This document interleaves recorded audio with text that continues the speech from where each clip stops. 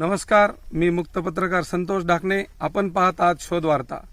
आज आपण एका अशा शेतकऱ्याला भेटणार आहोत जो शेतकरी मागील 2 महिन्यापासून एक दिवसाआड 70 ते 80 हजार रुपये वांग्याची पट्टी उचलत आहे.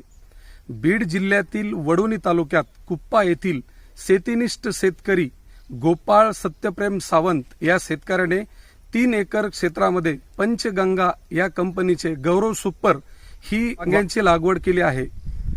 त्या शेतकऱ्याच्या शेतात आपण आज पोहोचलेलो आहोत. शोध वार्ताची पूर्ण टीम या शेतात पोहोचून वांग्याच्या लागवडीविषयी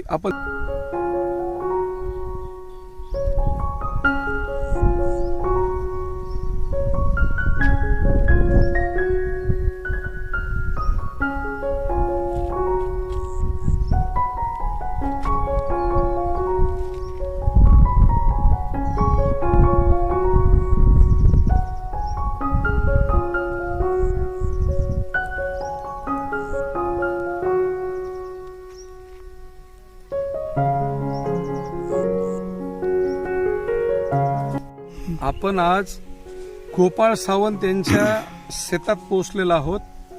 गोपाळ सावंत यांनी हे वांग्याचा फुलवलेला बाग आपण आज पाहणार आहोत की हे पहा, यांनी हे वांग्याची इतकी उत्कृष्ट जात आहे, ह्याला कसलाही रोग दिसत नाही, कसलाही नाही, अतिशय सुंदर दिसायला हे. आणि हे पहा, हे झाडं सुद्धा, झाडाला आणखीन एवढ्या कळ्या आहेत की आता शिकता कुठल्या स्टेजला नाही. पहा, हे ह्याला आणखीन हे वांगे वगैरे दिसत आहेत. हे असं ह्याला काटे असल्यामुळे जास्त आपल्याला हे करता येत नाही.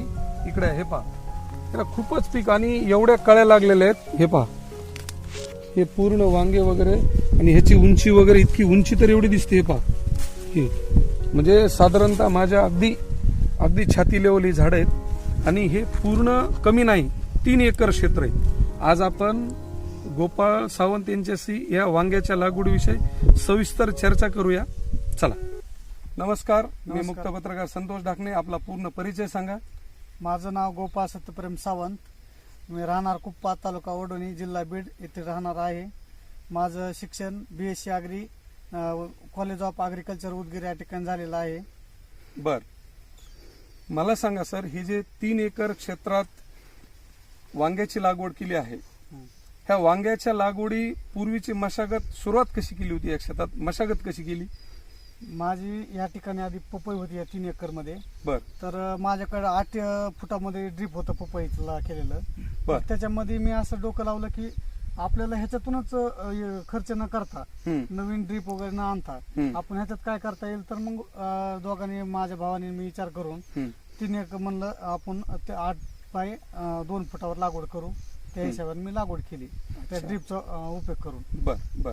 ह्याची मशागतीचे प्रकार म्हणजे नांगरण्यापासून शेतकऱ्यांना मशागत कशी केली ते सांगा. आपण नांगरणी केलीच नाही.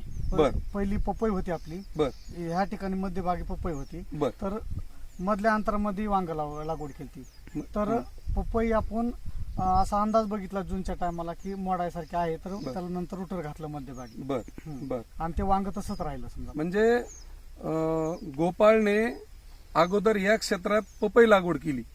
पपई लागवडीचं सीझन संपल्यानंतर किंवा पपई लागवडी आता काढण्यासारखे असं जसं लक्षात आल्यानंतर यांनी मध्ये जे आंतरपीक घेतलं होतं वांग्याचं, तेच त्यांनी कंटिन्यू केलंय आणि त्याच वांग्याची ही किमी आहे. आता वांग्याची लागवड किती अंतरावर कशी केली? त्या 2 ओळीमधील अंतर आहे 8 फूट आणि 2 झाडामधील अंतर आहे 2.5 फूट. म्हणजे 8 फूट रुंदी आणि दोन्ही झाडामधील अंतर 2 फूट, 2.5 फूट. आणि ह्या पूर्ण क्षेत्राची लांबी 400, वळीची लांबी टोटल 400 फूट. 400 फूट. हे पहा की 8 फूट रुंदी आणि दोन्ही झाडाच्या मधलं अंतर हे 2.5 फूट आहे आणि ह्याची पूर्ण लाईनची लांबी ही 400 फूट आहे. म्हणजे 8 बाय 2.5 आणि 400 फूट लांबी. तर मला एक सांगा की ही जी वांग्याचं पीक आहे त्याची मशागत करत असताना मध्ये पावसाचं प्रमाण जास्त झालं, त्यावेळेस याला तुम्हाला काय काय अडचणी आल्या? त्या पावसामध्ये अडचणी अशी आली की समजात महत्वाचं वांग्याला अडचण पावसामध्ये ढगाळ वातावरण. अच्छा. त्याच्यामध्ये कळीसट होत नाही. आणि मार्केटमध्ये आम्ही जात असताना वांग आपलं घेऊन समजा ज्यावेळेस निघत होतं वांग, त्यावेळेस मार्केटमध्ये कुणाचंही वांग निघत नव्हतं, फक्त मार्केटमध्ये आमचं वांग होतं. अच्छा. म्हणजे त्या वातावरणात मार्केटला वांगच नव्हतं, हे तुमचंच पीक फक्त जोमात आलेलं होतं, त्यामुळे तुमचा त्याचा आर्थिक फायदा झाला. गोपाळजी, मला सांगा की ह्याची लागवड कुठल्या महिन्यात केलेली? 1 जून. 1 जून म्हणजे 1 जून पासून हे आतापर्यंतचं पीक आहे. हा, आणि 1 जूनला लागवड केल्यानंतर हे तुम्हाला पीक द्यायला कधीपासून सुरू झालं? ऑगस्ट महिन्यामध्ये. म्हणजे 1 जूनची लागवड आणि ऑगस्ट मध्ये याचं पीक सुरू झालं. म्हणजे मला सांगा की आता सध्या जे आहोत आपण हे कुठल्या स्टेजला आहेत, आणखी पिकाच्या किती ह्याच्यात आहेत आपण? आता सध्या स्टेज आपलं याची वांग्याची जी आहे ती आता शिकत सुरुवात आहे म्हणायचं. अच्छा. ढगाळ वातावरणामध्ये याच्यामध्ये समजा माल कमी निघला, बर. पण इथून पुढे माल आपल्याला दररोज 100 ते 150 कॅरेट निघतील. Per day 150 crate? पर ते 150 कॅरेट. जरी समजा 200 रुपये भाव राहिला बर तरी आपल्याला चांगला मोबदल्याचा भेटू शकतो. अच्छा. हम्म. आजची काय कंडिशन आहे ह्याचं दिसणारं पीक आणि रोज निघणारे एका दिवसाआड निघणारे कॅरेट काय? एका दिवसाआड किती कॅरेट निघते त्याची? 100 कॅरेट. 100 कॅरेट. आणि हे बाहेर मार्केटला कुठं कुठं विकता? पाथरी, परभणी, नांदेड असे 3 ठिकाणी माल टाकतो आपण. पाथरी, परभणी नांदेड आणि नांदेड. समजा जर एक दिवसाआड आज 100 कॅरेट निघतील तर पर कॅरेटचा एक ऍव्हरेज भाव काय आहे आजचा? ॲव्हरेज आजचा भाव 700 रुपये. 700 रुपये. हम्म. म्हणजे 70,000 रुपये आजची पट्टी. हा, आणि सुरुवातीपासून असंच ऍव्हरेज आहे का भाव जास्त होता? जास्त भाव आता पाठीमाग जे 2-4 तोडे झाले तर 1 लाख रुपयाची पट्टी 1 दिवस आड करून येत होती. म्हणजे 1 लाख रुपयाची पट्टी अशी किती दिवस आली तुम्हाला ही? 5 दिवस. 5 दिवस. आणि त्याच्यानंतर हळूहळू त्याच्यानंतर थोडी कमी, आता ह्या 2 दिवसात कमी आली. हे पहा की मागच्या 2 महिन्यापासून 1 दिवसाआड त्यांना 80,000 ते 1 लाख रुपयापर्यंत पट्टी यायची, पण मागच्या 2-3 दिवसात त्यांचं म्हणणं आहे की ती घसरून ती 70,000 पर्यंत आलेली. की हे सांगा, हे वांग्याचं झाड दिसतंय, हे पायाचे पीक दिसतंय, हे पहा खूप असे हे वांगे लागलेले दिसतात. हे पहा हे खूप इकडून वांगे दिसायला लागलेत आणि अगदी विशेष म्हणजे हे बुडापर्यंत वांगे दिसत आहेत. हे पहा हे इकडे सुद्धा वांगे आहेत.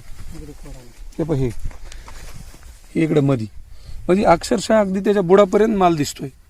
तर मला सांगा गोपाळजी, बाग तर तुम्ही खूप सुंदर आणलाय आणि हे पूर्ण नियोजन करत असताना ह्याला लागणारं लेबर, ह्याची मेहनत, हे कसं मॅनेज करता? हे कसं होईल याचं? म्हणजे लेबर जे बाया लागतात वांगे तोडायला, हा. तर ते आम्ही सोन्ना खोट्यावरून एक आपले जवळचे माणसं बर. येतात, शेतकरी वगैरे, बर. त्यांनी आपल्याला लिंक लावून दिली बर. आणि त्याबद्दल ते 20 बाया आम्ही कंटिन्यू मध्ये 5 ते 6 हजाराचं लेबर आम्हाला लागतंय म्हणजे तोडागणी. म्हणजे एक तोड्यागणीस 5 ते 6 हजाराचं लेबर लागतं. म्हणजे 100 कॅरेट वांगी तोडण्यासाठी ह्यांना 5 ते 6 हजाराचं लेबर लागतं. आता मला सांगा की ह्या वांग्याच्या झाडाविषयी शेतकऱ्यांना जरा माहिती सांगा की ह्याची लागवड केल्यापासून कशी ह्याची जपणूक करायला पाहिजे, नेमकं ह्याची काय करायला पाहिजे याच्यासाठी? जपणुकीसाठी वांग्यात सांगायचं गेलं तर तसं काही नाहीये. बर. तर महत्वाचं काय आहे की ज्या वेळेस कुणाकडे मार्केटमध्ये ढगाळ वातावरणामुळे किंवा कशामुळे जे वांग निघत नाही, त्यासाठी अधिकचे प्रयत्न करून चांगल्या प्रकारचे खतं वापरून, चांगल्या प्रकारचे मॉलिक्यूल वापरून किंवा आळी कंट्रोल करण्यासाठी जे मॉलिक्यूल लागतात त्याचे आलटून पलटून घेणं गरजेचं आहे. एकच घेतलं तर त्याचा चांगला रिझल्ट येऊ शकत नाही. अच्छा. तेवढं आपण त्यांना सांगू शकतो. आणि इथून पुढं काही म्हणजे न काय करता माल लागतो इथल्या स्टेज पासून ह्या स्टेज पासून पुढे. समजा आज कोणता चालू महिना नोव्हेंबर, नोव्हेंबर पासून पुढे सहजासहजी माल निघतो. कुठल्याही शेतकऱ्या अगदी घराच्या समोर झाड लावलं तरी माल निघतो. अच्छा. म्हणजे रोगराईचे दिवस आहेत, जसा पाऊस काळ संपला तसा आता रोगराई येणार नाही. म्हणजे याच्यावर रोग पडण्याचे दिवस हे पाठीमागे निघून गेले. गोपाळजींचं कौतुक करण्यासारखं की मागं पावसाचं प्रमाण एवढं जास्त होतं की रोग वगैरे भरपूर होते पिकावर, पण त्यांनी तितक्या कठीण प्रसंगी सुद्धा त्यांनी वेगवेगळ्या फवारण्या, वेगवेगळे तंत्रज्ञान वापरून यांनी बाग असा फुलवला आहे. आणि हे क्षेत्र आहे पूर्ण 3 एकर. तर मला सांगा की शेवटपर्यंत जसं तुम्ही एक अंदाज धरता, आणखीन किती महिन्याचं पीक येऊ शकतं? हे ठेवलं तर 2 वर्ष ठेवता येतं पीक. अच्छा. कट करून किंवा त्याची पूर्ण मशागत करून परत एकदा तर ठेवता येते. तर आता आम्ही असं ठरवलंय की जोपर्यंत ह्याला भाव आहे तोपर्यंत हा प्लॉट ठेवायचा. तर अजून 1 महिनाभर चांगला रेट राहील. जोपर्यंत 200 रुपयाच्या आत कॅरेट येत नाही तोपर्यंत आम्हाला हा प्लॉट ठेवणार आहे. बर. अच्छा. त्यानंतर मग आमचा प्लॉट आम्ही म्हणजे यांचं असं म्हणणं आहे की मार्केटच्या हिशोबानं जोपर्यंत 200 रुपये कॅरेटच्या आत भाव येत नाही तोपर्यंत हे बाग ठेवणार आहेत किंवा वांग्याची लागवड ठेवणार आहेत. त्याच्यानंतर यांच्या डोक्यात काहीतरी वेगळं नियोजन आहे. हे पाण्याचा टँक आहे 500 लिटर. हे 500 लिटर पाण्याचं टँक.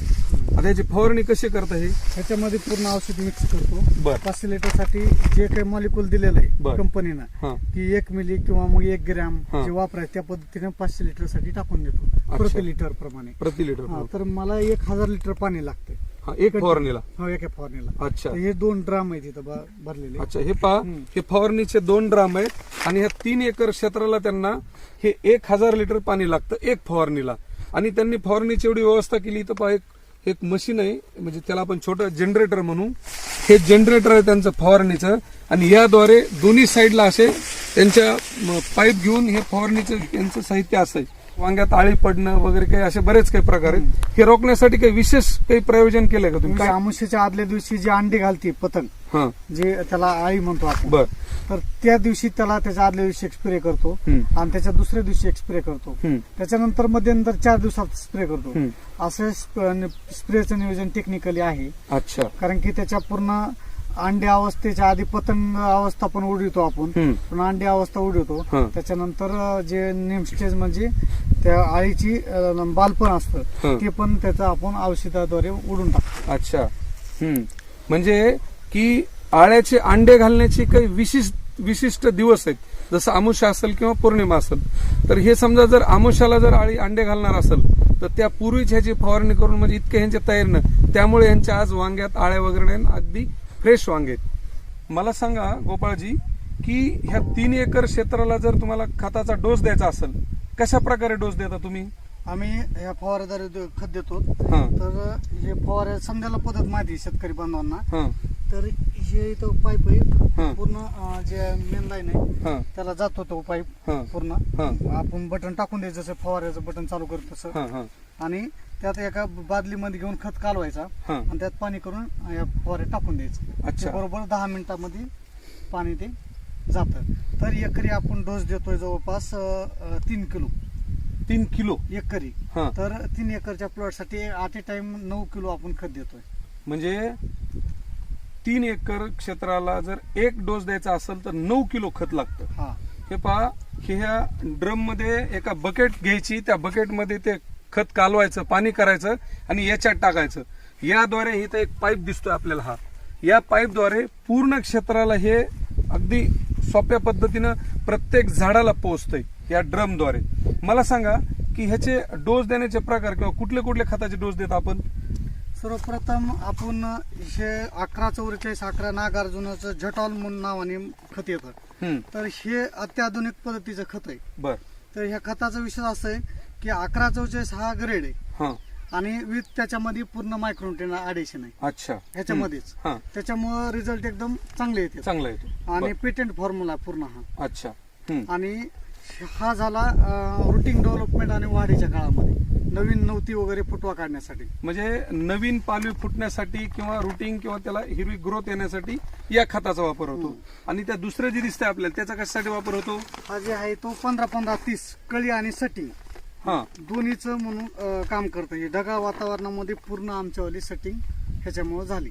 अच्छा. म्हणजे तुमच्या वांग्यावर जी रोग पडला नाही ते फक्त या खतामुळे. हे पहा, हे कळीची सेटिंग साठी या खताचा वापर केला जातो. यामुळं पूर्ण पावसाचा सीझन असताना सुद्धा गोपाळजी यांच्या वांग्यावर कसलीही रोगराई आलेली नाही. आतापर्यंत असे किती डोस झालेत तुमच्या ह्या लागवडीला? 3 बॅग आतापर्यंत वापरल्या आणि 1144 11ची 1 बॅग वापरली. म्हणजे या 3 बॅग महिन्याच्या कालावधीमध्ये. आणि ही तुम्हाला विश्वास बसणार नाही, गोपाळजी सांगतायत की आतापर्यंत केवळ या 3 थैल्या आणि ही 1 थैली, केवळ 4 पोते त्यांनी खत टाकलेलं आहे. आपण पाहतो त्या वांग्याच्या लागवडीसाठी. की खर्चिक बाबतीत सुद्धा अगर तुम्ही जर काही युट्यूब असेल, फेसबुक असेल किंवा वेगवेगळ्या माध्यमातून सर्च करून जर तुम्ही योग्य अभ्यास केला तर फार काही खर्च करण्याची आवश्यकता नाही, यांच्या सांगण्यातूनच दिसतंय. तर मला सांगायचं, पाण्याचं नियोजन कसं आहे की तुम्ही ह्याला पाणी किती दिवसाला आणि किती वेळ ड्रिप चालू करता? पाण्याची गरजेनुसार देतो, कारण की पावसाळ्यामध्ये आतापर्यंत जास्त पाणी देण्याची गरज नाही पडली. खत सोडण्यापुरतं पाणी द्यायचो. तर आता आम्ही कंटिन्यू मध्ये आमचा हा बोर आहे. हा बोर या 3 एकर क्षेत्रासाठी कंटिन्यू आणि जवळपास 1.5 एकर ऊस आहे. त्यासाठी 2 टप्प्यात, अर्ध वांग्यात आणि अर्धा तिकडल्या ऊसामध्ये टप्प्यामध्ये जातो आणि इकडलं अर्धा, म्हणजे जवळपास 4 एकर साठी आम्ही कंटिन्यू 1 दिवस आड करून मोटर चालवतो. 8 म्हणजे तास. की हे 3 एकर वांगे आणि 2 एकर ऊस ऊस त्याला कंटिन्यू अल्टरनेट करून बोर, म्हणजे यांचं म्हणणं आहे की ही जी बोर चालू आहे यांचे 2 एकर ऊसलाही ड्रीप आहे आणि 3 एकर वांग्यालाही आहे. अल्टरनेट करून 1 दिवसाआड हे बोर चालू करतात. पाण्याचं उत्कृष्ट नियोजन, खताचं उत्कृष्ट नियोजन आणि एवढं बाग सुंदर आणूनही उपयोग नाही, तर त्या मार्केटचा सर्वे करून कुठं चांगला भाव आहे, कसा उपलब्ध होऊ शकतो, गोपाळजींनी याचं उत्कृष्ट नियोजन केलं आहे. सध्या आपण पाथरी, परभणी हा. आणि हे माजलगाव नांदेड 3 तर असं करतो. जर 100 कॅरेट जर निघले आपल्याला हा तर 20 माजलगावला टाकतो, हा 20 पाथरीला टाकतो, हम्म. 40 टाकतो परभणीला आणि राहिलेले बाकी नांदेडला. असं 3-4 टप्प्यामध्ये आपण माल घडवतो. हे पहा कसं आहे की मार्केटचा परिस्थितीनुसार माणूस अभ्यास कसं करतं की 100 कॅरेट निघल्याच्या नंतर हे एकाच मार्केटमध्ये कॅरेट घेऊन जात नाहीत. ही पाथरी, परभणी, नांदेड असे वेगवेगळ्या जागे 20-20, 25-25 कॅरेट टाकत जातात. किमान कुठं जरी थोडाफार भाव कमी जास्त झाला तर कुठं चांगला लागतो. मला सांगा, रिसेंट काल परवाची पावती कितीची तुमची? कालची पावती खर्च जाता 53,000 रुपये. हे पहा, टोटल खर्च जाता. कालची भाव थोडा उतरलाय, तरीही पूर्ण पिकअपचा खर्च, इथला पूर्ण लेबरचा खर्च, सगळा खर्च जाता पूर्ण केवळ प्रॉफिट म्हणजे 53,000ची त्यांची कालची पट्टी. म्हणजे 3 एकर क्षेत्रात यांचं जे उत्पन्न काढीत आहेत हे अप्रतिम आहे. आणि ही लागवड आणखीन 2 महिने यांना काम देणार आहे किंवा 2 महिने यांना फळ देणार आहे. पण भाव तरीही चांगला राहिला ते पुढे आणखीन याला असंच कंटिन्यू करणार आहेत. तर मला सांगा की महाराष्ट्रात जे तमाम शेतकरी ज्यांना ज्यांना वांग्याची लागवड करायची किंवा ज्यांनी ज्यांनी विचार केलाय त्यांना अगदी सोप्या पद्धतीत कसं सांगाल? सोप्या पद्धतीत कसं सांगाल की कशी लागवड करायला पाहिजे, काय काय काळजी घ्यायला पाहिजे? कुठलं महत्वाचं म्हणजे पीक घेत असताना हा की त्याची आपली प्लॅनिंग महत्वाची. प्लॅनिंग म्हणजे कुठलं बी पीक घेत असताना त्याचा अभ्यास पूर्ण करणं गरजेचं आहे. बर नाही तर उठलं की समजा कुणाला तरी भाव भेटला म्हणून आपण लागवड करणं हा हे एक चुकीचं समजत महत्वाचं. हा. तिथं शेतकरी मायनस जात आहेत. हा आणि महत्वाचं म्हणजे तुम्ही पीक लागवड करीत असताना त्याच्यावर अभ्यास नाही झाला हा तर कमीत कमी कुठल्या तरी एक अधिकारी माहिती देणारे अधिकारी असतात. बर तर कुठल्या बी एकाच माध्यमातून माध्यमातून त्याची टेक्नॉलॉजी हे करून तुम्ही त्याच्या मार्गदर्शनाखाली चालायला पाहिजे. बर तर तिथे एक तुमचा फायदा होतो. बर आणि महत्वाचं म्हणजे मी स्वतः घरचाच माणूस असल्यामुळं हो बेस ऍग्रिकल्चर बी आहे आणि मी समजा वडवणी तालुक्यामध्ये धारूर, माजलगाव हे एरियामध्ये फळबागावर आणि व्हेजिटेबलवर काम करत आहे.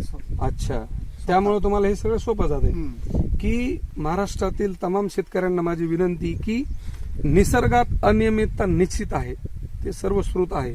परंतु कुठलंही पीक जर नियोजनबद्ध कृषीविषयक तज्ज्ञाचा सल्ला घेऊन आणि योग्य वेळी लागवड आणि त्याची योग्य वेळी त्याची जोपासणी केली तर निश्चित पीकही चांगलं येईल. मार्केटच्या बाबतीत तुम्हाला कसं बाहेर जायचंय, मार्केट कुठं मिळू शकतं, की गोपाळजी सारखे जे काही आपल्या परिसरातले तज्ज्ञ ज्यांना मार्केटविषयी माहिती त्यांच्याबरोबर राहून किंवा आपल्या परिसरातील एक 10-20 शेतकऱ्यांचा ग्रुप करून एक भावासाठी मार्केट कुठं मिळू शकतं, आपण कसे जाऊ शकतो. कारण ग्रुपनं हे पूर्ण मार्केट आपल्याला सोपं जातं, विक्रीस, लागवडीस किंवा ते फळ आणण्यास. आता मला सांगा की महाराष्ट्रात आज सुशिक्षित बेकारी इतकी मोठी की आज भरपूर प्रमाण आहे सुशिक्षित बेकारांचं, की त्या सुशिक्षित बेकारांनी तुमच्यासारखे जर उच्च शिक्षित तरुण जर शेतीत उतरले तर काय होऊ शकतं मी पाहतोय. तर ह्या महाराष्ट्रातील तमाम युवकांना तुम्ही काय मेसेज द्याल? जर तसं बघायला गेलं तर शेती म्हणजे जर खरंच जर हे केलं तर नोकरी जे करतोय आपण तर नोकरीची गरजच नाही. अच्छा, 100% जर शेती केली त्याचा फायदा असा होतो की माणूस आर्थिकदृष्ट्या लवकर सक्षम होतो. नोकरीमध्ये तुम्ही फक्त दररोजची दर महिन्याला पगार येऊन उचलू शकता आणि ह्याच्यामध्ये एका 2-4 महिन्यामध्ये किंवा एका वर्षामध्ये तुम्ही चांगल्या पद्धतीचं आर्थिक नफा कमवू शकतात. अच्छा, की BSc ऍग्री असलेले गोपाळ आज त्यांनी आर्थिक बाबतीत एवढं समाधान व्यक्त करतायत की शेती ही तुम्ही जर नवीन तंत्रज्ञान किंवा आधुनिक पद्धतीने जर केली तर तुमची आर्थिक कमतरता खूप लवकर भरून निघेल. त्यामुळं शेती करत असताना आधुनिकतेची त्याला जोड द्या, तज्ज्ञांचा सल्ला घ्या आणि शेती करा. आज आपण गोपाळजी यांच्या शेतात वांग्याची लागवडीविषयी सविस्तर चर्चा केली. पुन्हा आपण आणखी नवीन एका पिकासाठी आपण नवीन शोधात जाणार आहोत. तोपर्यंत नमस्कार.